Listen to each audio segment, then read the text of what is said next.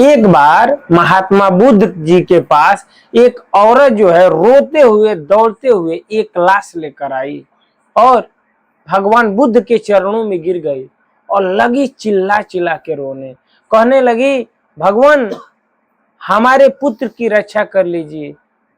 महात्मा बुद्ध ने कहा कि क्या हुआ है इसको, देवी क्यों इतना रो रही हो, और जो तुम्हारे गोद में जो पुत्र है इसे क्या हुआ है, ये तो आंखें बंद किया हुआ है। तब वो औरत कहती है कि महाराज, यह मेरा बालक है, इसकी मृत्यु हो चुकी है और आप जो है इसे जिंदा कर दीजिए। बुद्ध जी ने विचार किया कि ये तो इतनी रो रही है और विलाप कर रही है, मैं क्या करूं। उनके दिमाग में एक आइडिया आया। उन्होंने कहा, देवी अवश्य जी सकता है, इसे मैं जीवित कर दूंगा, लेकिन एक शर्त है। औरत ने कहा, क्या? भगवान बुद्ध ने कहा कि तुम जो है जाओ उस घर से सीधा मांग के लाओ जिस घर में आज तक कोई व्यक्ति न मरा हो। तो वह औरत ने कहा, महाराज बस इतनी सी बात, आप जीवित कर देंगे मेरे पुत्र को?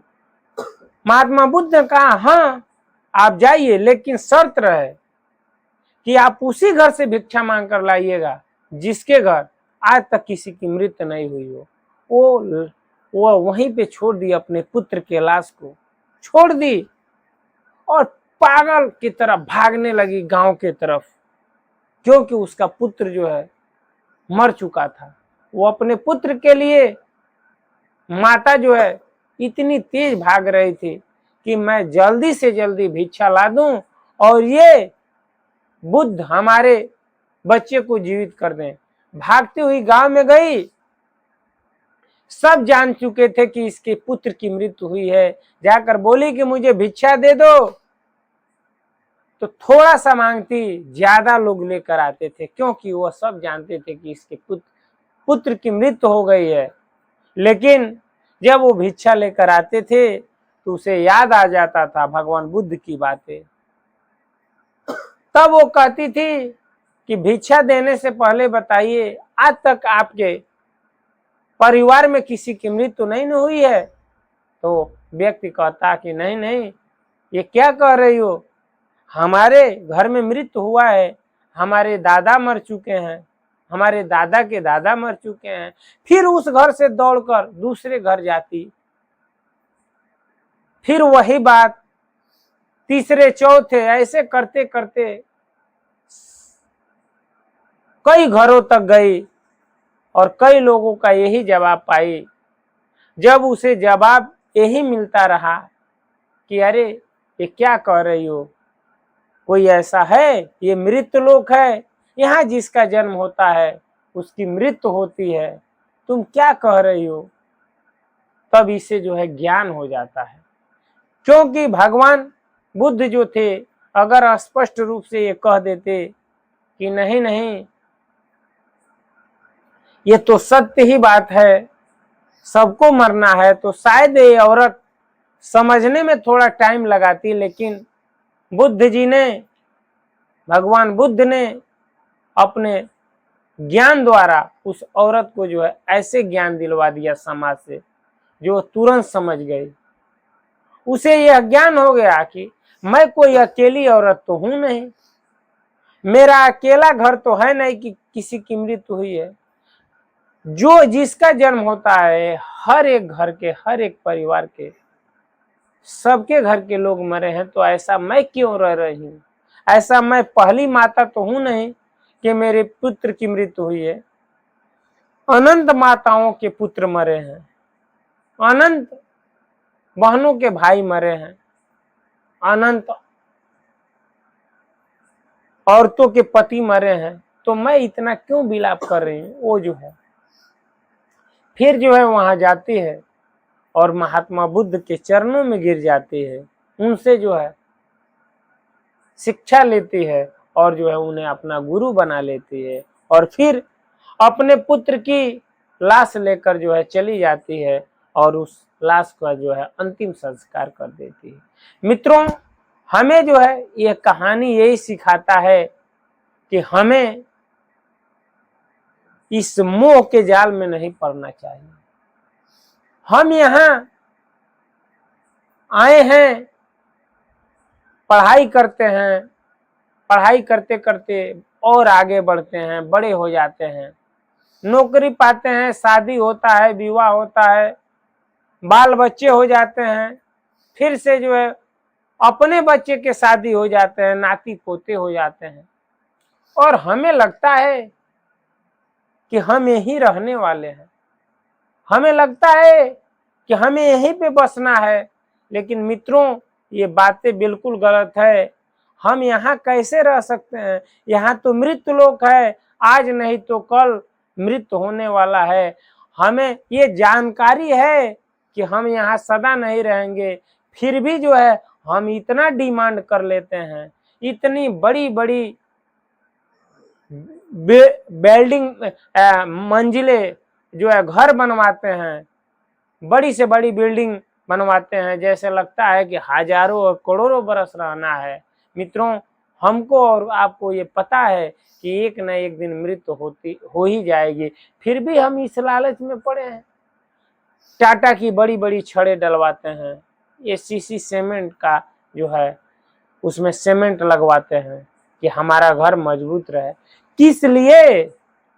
लाखों बरिस रहना है, हजारों बरिस रहना है और झूठ पे झूठ बोलते हैं।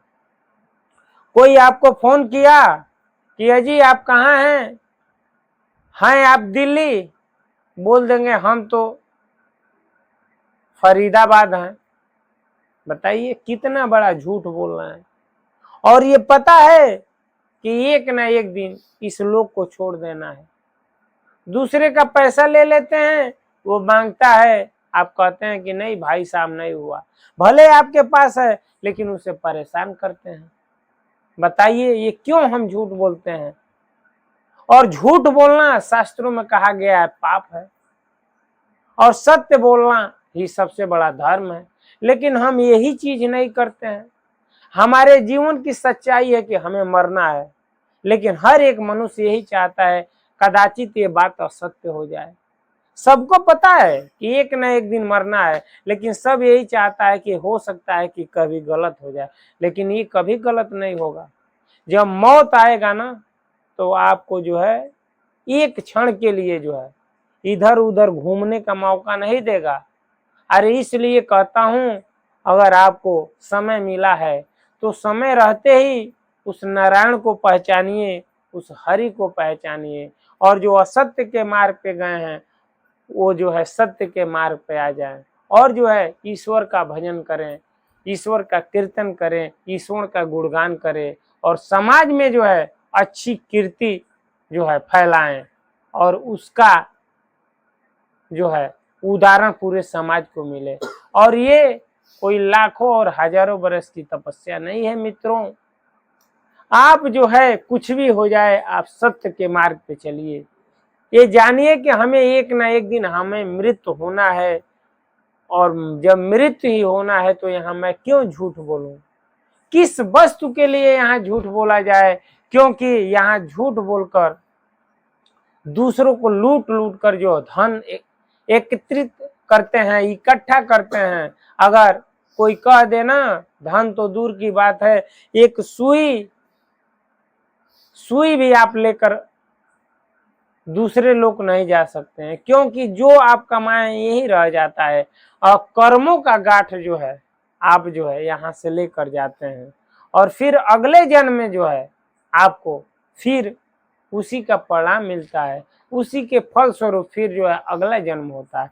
तो मित्रों, इस कथा से, इस कहानी से हमें यही सीख मिली कि हमें जो है कभी भी जो है झूठ नहीं बोलना है, असत्य नहीं बोलना है, क्योंकि यही जीवन की सच्चाई है। सत्य ही सबसे बड़ा जीवन है, सत्य ही सबसे बड़ा धर्म है।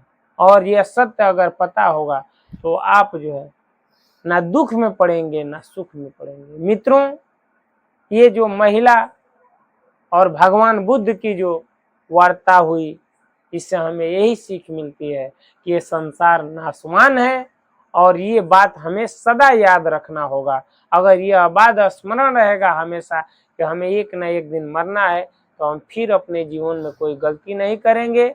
और जो है हम ये मनुष्य जो है, ये मनुष्य शरीर जो है मोक्ष का अंतिम द्वार है, और हम और आप जो है अंत समय में मोक्ष की प्राप्ति कर लेंगे। मित्रों, उम्मीद करता हूँ ये वीडियो अच्छा लगा होगा। अच्छा लगा होगा तो कमेंट में जरूर बताइएगा कि आपको क्या अच्छा लगा। आज इस वीडियो में इतना ही, अगले वीडियो में फिर मिलते हैं। तब तक के लिए हरे कृष्णा, राम राम जी, नमस्कार, प्रणाम।